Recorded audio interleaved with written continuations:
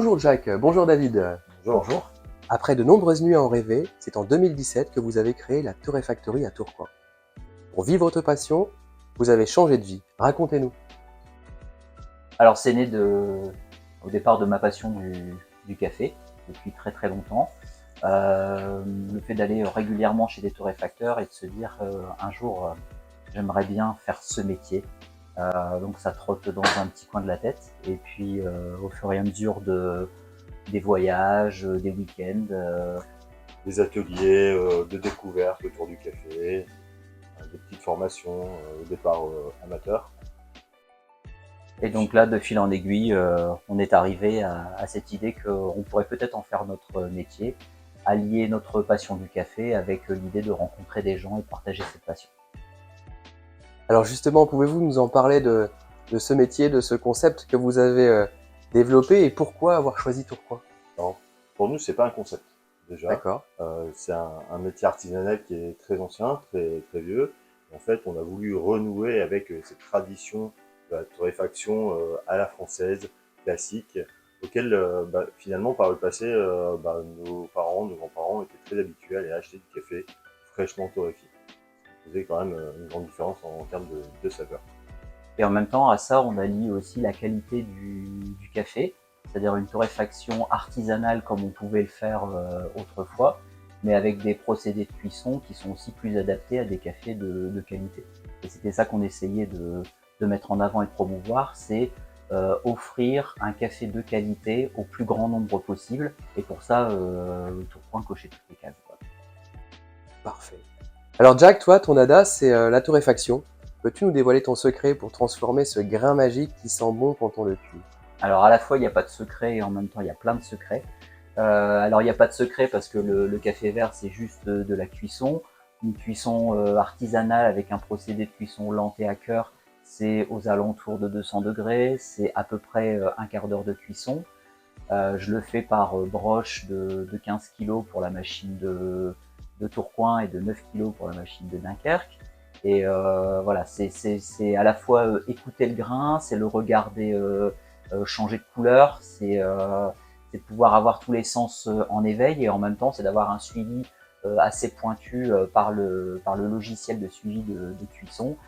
Il dit que c'est facile, mais en fait, il a deux écrans à côté de sa machine où il suit des tas de données, des courbes de température, enfin différentes choses, donc c'est pas aussi simple que ça. À la fois, c'est simple de cuire le café et en même temps, quand on veut bien le cuire, il faut vraiment suivre les choses de façon très précise avec une approche de chimie, de physique et une approche un peu scientifique aussi dans la cuisson et de pouvoir reproduire aussi les profils de cuisson pour que d'une fois à l'autre, on puisse retrouver au maximum le goût du café et toutes ses qualités organoleptiques. De ce que je comprends, ça ne s'improvise pas. Non, non, pas du tout. Toi, David, ton dada, c'est plutôt de jouer le barista. Ouais. On entend parfois parler de l'onologie du café. Peux-tu nous expliquer? C'est simple. Pour avoir un bon café, il faut effectivement une bonne qualité de café. Il faut une bonne récolte avec une belle transformation de la cerise de café. Mais ensuite, il y a la torréfaction qui va intervenir sur le développement des saveurs. Et au final, ce qui va compter aussi, c'est l'extraction de ces saveurs. Donc aujourd'hui, on parle beaucoup de l'expresso, mais depuis quelques années, c'est vraiment le slow coffee qui se développe, où on a besoin d'une grande précision pour aller rechercher la subtilité de la palette aromatique. Aujourd'hui, le café est l'un des produits avec la plus grande palette aromatique. On est à peu près à 800 notes aromatiques qu'on peut retrouver dans le café. Et du coup, en fonction de ce qu'on souhaite déguster, on va utiliser de la Chemex, de l'origami, de la Calita, de l'Aeropress, de la V60.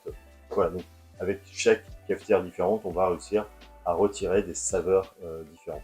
Et donc, il faut aller effectivement prendre le temps de goûter ces cafés et vraiment de les laisser nous faire voyager. Alors David parle dans des termes un peu complexes de la préparation. Ce qu'on appelle le slow coffee, David parle très bien anglais. C'est ce qu'on appelle les méthodes d'extraction lente du café.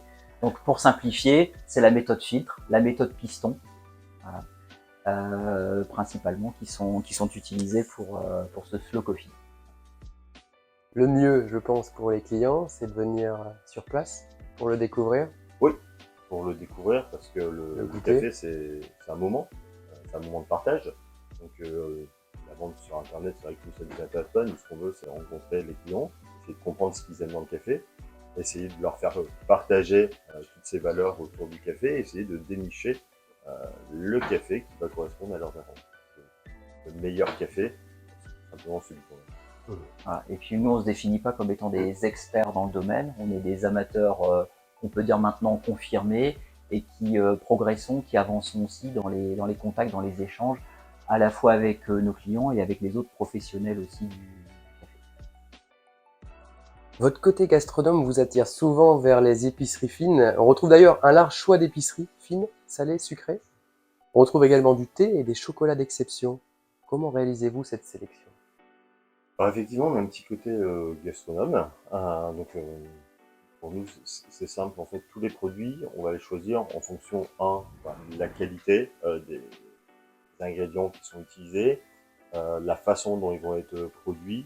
Et pour tout ça, à chaque fois, on essaie d'aller voir sur place, dans les ateliers de fabrication, comment sont réalisés ces produits. C'est vraiment important pour nous, que ce soit pour la biscuiterie, ou même pour les épices, où là, on travaille en direct, par exemple, avec un planteur de poivre qui était le premier à avoir une IGP dans le monde.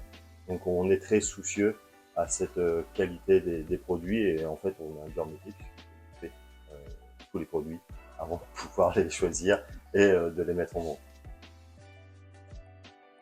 Jacques, tu veux rajouter quelque chose?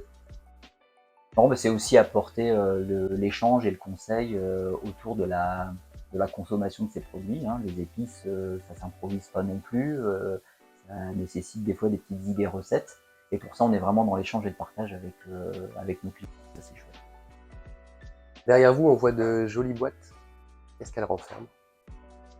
Alors 120 variétés de thé de la maison Daman Frères. Alors Daman Frères, première maison française de thé depuis 1692.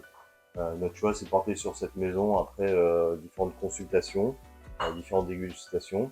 Et ce qui a fait la différence, c'est que Daman est l'une des dernières maisons de thé à continuer à aromatiser elle-même ses thés. Donc elle source, elle transforme aussi elle-même ses variétés de thé, ce qu'aujourd'hui ne se fait quasiment plus, puisque la plupart des belles maisons, même belles maisons françaises, ont des prestataires sur Hambourg qui vont aller aromatiser ces thés, mais avec une traçabilité du coup qui est un peu limitée.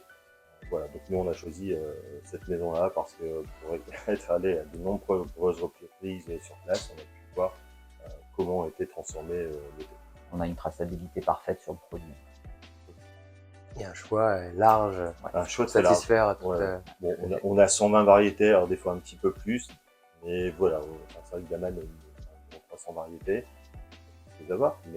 Et on essaye sur l'ensemble des produits, que ce soit nos cafés principalement, que ce soit pour le thé ou les produits d'épicerie fine, d'avoir aussi une sorte de saisonnalité aussi des produits. Voilà, en fonction des habitudes culinaires, mais aussi des productions qui se font au fur et à mesure des saisons, et de respecter un petit peu ce rythme-là aussi.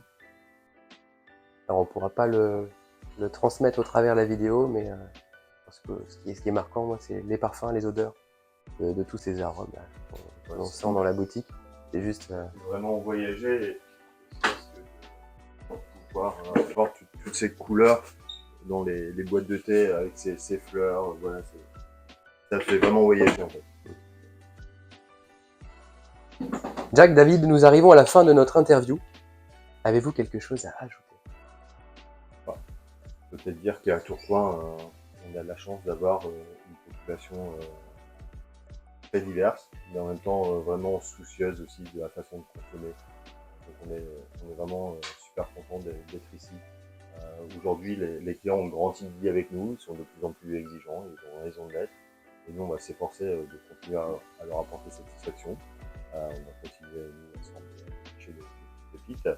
Mais c'est très agréable effectivement de vivre ici à Tourcoing, entouré de personnes curieuses. Ouais, c'est l'idée aussi de grandir ensemble, c'est-à-dire on a commencé un parcours il y a 7 ans avec des clients qui sont toujours présents, qui sont toujours en rendez-vous, et on évolue ensemble sur la connaissance des produits, des goûts. On est vraiment dans cet échange, et c'est vraiment ça qui nous plaît. Et avec même aujourd'hui des entreprises qui font aussi appel à nous, pour pouvoir servir du café de spécialité à leurs salariés. Et ça nous fait aussi plaisir parce que le moment café, qui est un moment de partage, peut aussi servir au travail. Eh bien, moi, je tiens vivement à vous remercier de nous avoir partagé votre passion. Si, comme moi, vous êtes amateur de précieux conseils, vous pouvez retrouver Jack et David à Tourcoing sur la Grand Place au numéro 23, mais aussi à Dunkerque au numéro 74 de la rue du Président Wilson. Vous pouvez également les suivre sur leur site internet ainsi que sur les réseaux sociaux. Je glisserai évidemment les liens en commentaire. À bientôt. Merci. Merci, à bientôt.